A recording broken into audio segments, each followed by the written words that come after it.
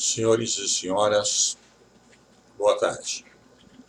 Estamos hoje no dia 16 de março de 2020 e eu quero fazer com vocês uma reflexão sobre alienação parental e estarei tentando resumir em 6 partes, tudo aquilo que tenho transmitido a vocês ao longo desses 7, 8 anos. A pergunta que eu faço e que todos nos fazem é a seguinte: por que revogar a lei da alienação parental? E ainda eles perguntam se existe no Brasil alienação parental. A primeira pergunta é por que revogar a lei de alienação parental? E a segunda pergunta, se existe no Brasil alienação parental. Ao longo desse tempo, nós provamos documentalmente que no Brasil não existe alienação parental e não existe em nenhuma parte do mundo. Em 29 de julho de 2016 e também em 12 de agosto de 2019, enviamos para o secretário-geral da ONU ofícios denunciando o que estava se passando aqui no Brasil e informando o que estava ocorrendo no Brasil, e junto também enviamos o livro Alienação Parental, o lado obscuro da justiça. O Brasil e mais 40 países se uniram e pediram à ONU que determinasse a OMS, Organização Mundial da Saúde, a exclusão da alienação parental da classificação como doença constante do CID-11. O Brasil esteve lá representado e foi através do Brasil que nós conseguimos reunir essas 40 nações, e lá presente estavam nada menos do que 11 pessoas do Brasil, entre as quais a doutora Patrícia Regina Alonso, a doutora Elizabeth Regina Alonso e também doutor Felício Alonso. Em 16 de fevereiro de 2020, a alienação parental é definitivamente excluída do CID-11. O termo alienação pertence ao direito comercial e é empregado quando se compra um bem ou um imóvel ou móvel e onde se vê escrito alienação fiduciária ou alienado fiduciariamente. Indevidamente, ele foi transportado para o direito de família, transformando a criança tida como alienada em coisa ou objeto e não sujeito, pessoa de direitos e proteção do Estado. No direito civil e família, o que chega mais perto do termo alienação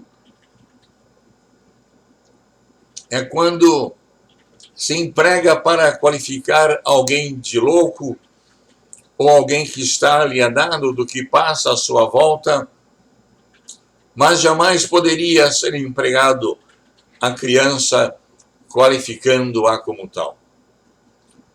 Antes da Lei 12.318 de 2010, a Lei da Alienação Parental, o que regia e ainda rege, pois não foram revogados, o direito de família é o Código Civil em seus artigos 1583 a 1638 e o ECA, Estatuto da Criança e Adolescentes, com seus 267 artigos, em que traz um arcabouço jurídico de proteção à família, e especialmente à criança, como bem maior do Estado. Antes da Lei 12.318 de 2010, não se falava em alienação parental.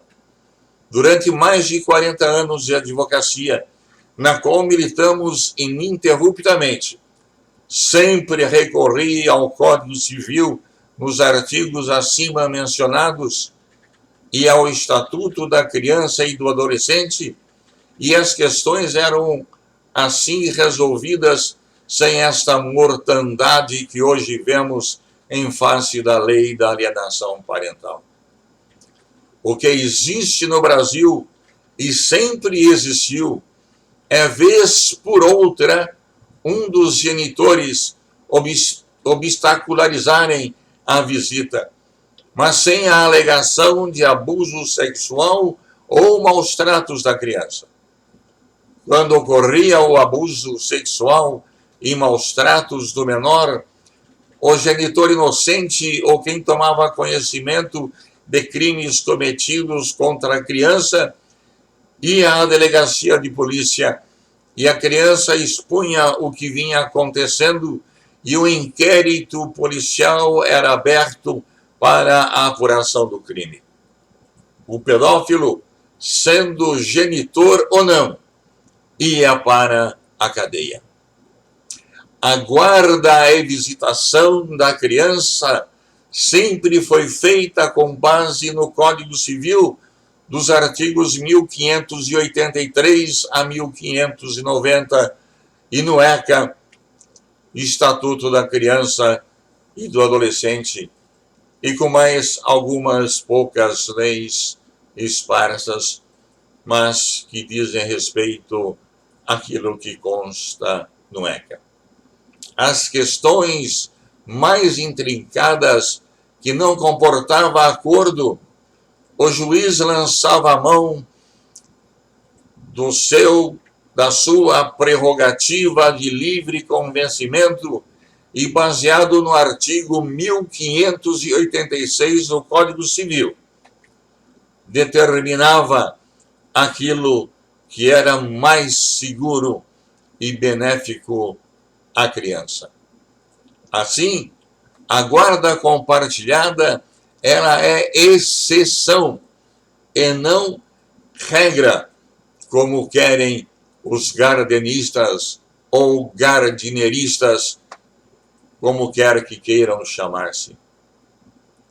Conforme já afirmei por várias vezes, a Lei número 12.318 de 2010, a Lei da Alienação Parental, ela veio para blindar os pais pedófilos, conforme afirmado pela deputada federal Maria do Rosário, na ata do dia 1º de outubro de 2009, e também nas palavras da ex-desembargadora Berenice Dias, que na justificativa da lei traz ao conhecimento da sociedade ou traz à lume a teoria de Richard Alan Gardner, o pedófilo que criou a síndrome da alienação parental, que não tem reconhecimento científico em nenhuma parte do mundo, e agora banida definitivamente do rol de doenças, como pretende os seguidores de Gardner. Como se não bastasse, bem recentemente, o senhor Analdino Paulino Rodrigues Neto, que se diz presidente da PASE, um dos que participou da elaboração da lei e que aparece na justificativa da lei como presidente da PASE, ele, em um telefonema com seu amigo, ele faz uma pergunta: quantos pais ainda interessa a manutenção da Lei 12.318/2010? E na mesma conversa, ele afirma que a maioria dos pais são pedófilos, deixando claro que a manutenção da lei é de interesse total dos pais pedófilos. Esse telefonema foi feito recentemente, quando viram a possibilidade a lei ser revogada. A Lei 12.318/2010 não protege a criança, mas sim os abusadores. Estarei informando aos senhores e senhoras o que consta no Código Civil sobre a proteção das crianças. E eu me recorro lá ao artigo 1583 a 1590 do Código Civil, e lá assim eu encontro escrito. Artigo 1583. A guarda será unilateral ou compartilhada. Parágrafo 1º. Compreende-se por guarda unilateral a atribuída a um só dos genitores ou a alguém que o substitua, e por guarda compartilhada a responsabilização conjunta e o exercício de direitos e deveres do pai e da mãe, que não vivam sob o mesmo teto, concernentes ao poder familiar dos filhos comuns. No parágrafo 2º, assim está escrito: na guarda compartilhada, o tempo de convívio com os filhos deve ser dividido de forma equilibrada com a mãe e com o pai, sempre tendo em vista as condições fáticas e os interesses dos filhos. No parágrafo 3º, assim reza: na guarda compartilhada, a cidade considerada base de moradia dos filhos será aquela que melhor atender aos interesses dos filhos. No artigo 5º, e vocês observam que eu estou pulando alguns parágrafos, porque eles foram vetados, então pouco interessa saber quais são eles. Eu estou falando aqui naqueles parágrafos e naqueles artigos que estão em vigor.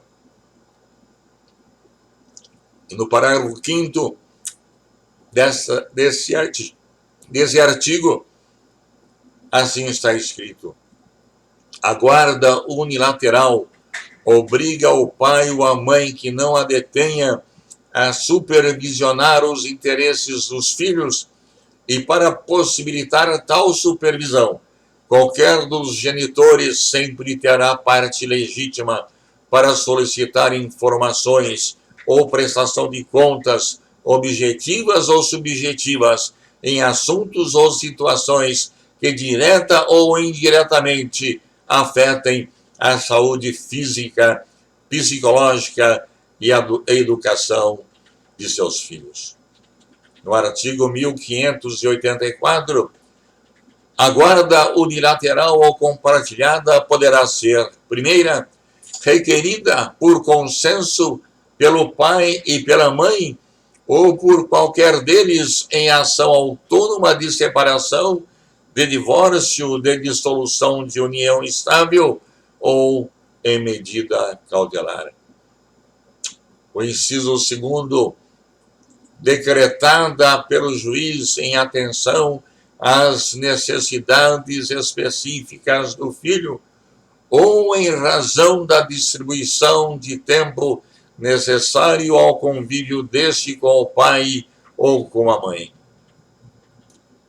No parágrafo 1º, Na audiência de conciliação, o juiz informará o pai e a mãe o significado da guarda compartilhada, a sua importância, a similitude de deveres e direitos atribuídos aos genitores e as sanções pelo descumprimento de suas cláusulas.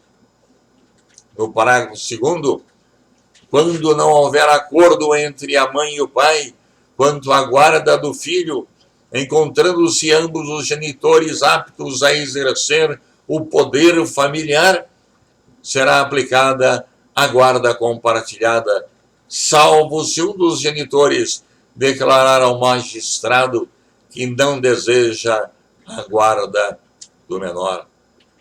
No parágrafo 3º, para estabelecer as atribuições do pai e da mãe e os períodos de convivência sob guarda compartilhada, o juiz, de ofício ou a requerimento do Ministério Público, poderá basear-se em orientação técnico-profissional ou de equipe interdisciplinar, que deverá visar a divisão equilibrada do tempo com o pai e com a mãe. No parágrafo 4º, a alteração não autorizada ou o descumprimento imotivado de cláusula de guarda unilateral ou compartilhada poderá implicar a redução de prerrogativas atribuídas ao seu detentor. No parágrafo 5º, se o juiz verificar que o filho não deve permanecer sob a guarda do pai ou da mãe, deferirá a guarda à pessoa que revele compatibilidade com a natureza da medida, considerados, de preferência, o grau de parentesco e as relações de afinidade e afetividade. E no parágrafo 6º, qualquer estabelecimento público ou privado é obrigado a prestar informações a qualquer dos genitores sobre os filhos estes, sob pena de multa de R$ 200 a R$ 500 por dia pelo não atendimento da solicitação. No artigo 1585, assim encontramos: em sede de medida cautelar de separação de corpos, em sede de medida cautelar de guarda ou em outra sede de fixação liminar de guarda, a decisão sobre a guarda de filhos, mesmo que provisória, será proferida preferencialmente após a oitiva de ambas as partes perante juiz, salvo se a proteção aos interesses dos filhos exigir a concessão de liminar sem a oitiva da outra parte, aplicando-se a disposição do artigo 1584. E no artigo 1586, havendo motivos graves, e aqui incluímos abuso sexual e maus tratos infantis, poderá o juiz, em qualquer caso, a bem dos filhos, regular de maneira diferente da estabelecida nos artigos antecedentes a situação deles para com os pais. Caminhando para o final, o artigo 1587, assim está escrito: no caso da invalidade do casamento, havendo filhos comuns, observar-se-á o disposto nos artigos 1584 e 1586. No artigo 1588, assim está escrito: o pai ou a mãe que contrair novas núpcias não perde o direito de ter consigo os filhos, que só lhe poderão ser retirados por mandado judicial, provado que não são tratados convenientemente.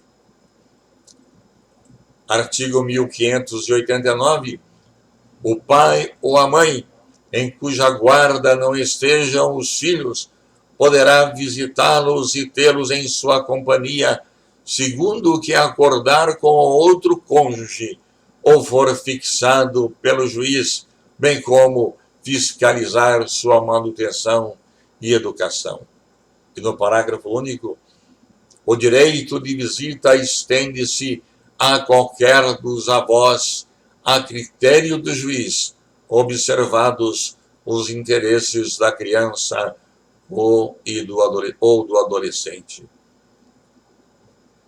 Finalizando a minha fala, o artigo 1590, as disposições relativas à guarda e prestação de alimentos aos filhos menores estende-se aos maiores incapazes.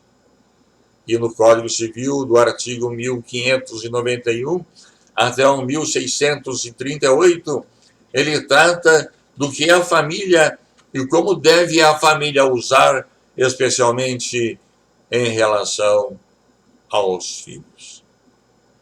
Termino essa primeira parte desejando aos meus amigos, aos senhores e senhoras de bem, que reflitam sobre isso que estou falando e verifiquem se nesses artigos do Código Civil que eu citei já não estão ali suficientemente reconhecidos os direitos das crianças que a Lei 12.318/2010 veio tirar, veio colocar a criança ao alvedrio do pedófilo genitor assim considerado.